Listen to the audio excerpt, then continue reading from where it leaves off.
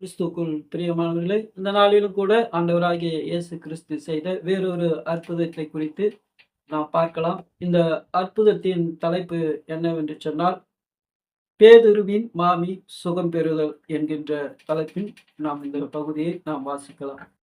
இந்த பகுதியை 3 சுவிசேஷகர் குறிப்பிட்டிருக்கிறார்கள். ஒருவர் மத்தேயு, மற்றொருவர் மாற்கு, லூக்கா. இந்த 3 சுவிசேஷத்திலும் இந்த பகுதி வருகிறதை நாம் பார்க்கலாம். முதலாவது மத்தேயு அவர்கள் 8ஆம் அதிகாரம் 14, 15 இது குறிப்பிட்டிருக்கிறார்.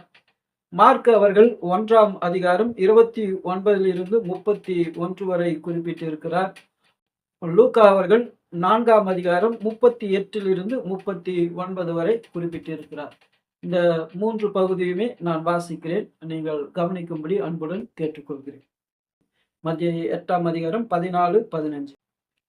இயேசு பேதுருவின் வீட்டிலே வந்து அவன் மாமி ஜுரமாய் இருக்கிறதை கண்டார். அவர் அவள் கையை தொட்டவுடனே ஜுரம் அவளை விட்டு நீங்கிற்று.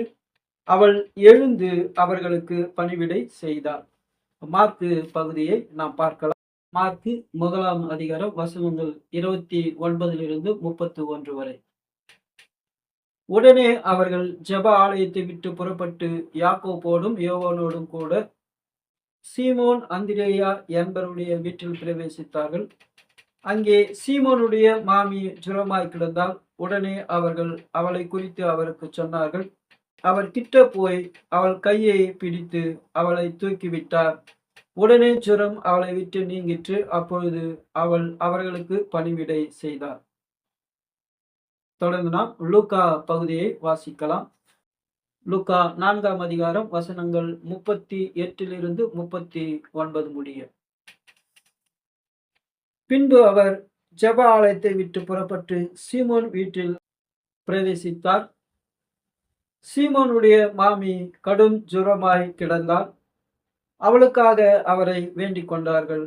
அவர் அவளிடத்தில் குனிந்து நின்று ஜுரம் நீங்கும்படி கட்டளையிட்டார். அது அவளை விட்டு நீங்கிற்று. உடனே அவள் எழுந்திருந்து அவர்களுக்கு பணிவிடை செய்தார்.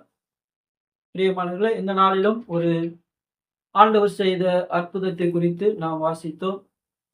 தொடர்ந்து நாம் அடுத்த நிகழ்விலே ஆண்டவர் செய்த இன்னொரு அற்புதத்தை குறித்து பார்க்கலாம். கர்த்தர் உங்களோடு இருந்து உங்கள் யாவரையும் வழிநடத்தி காப்பாராக. ஆமீன்.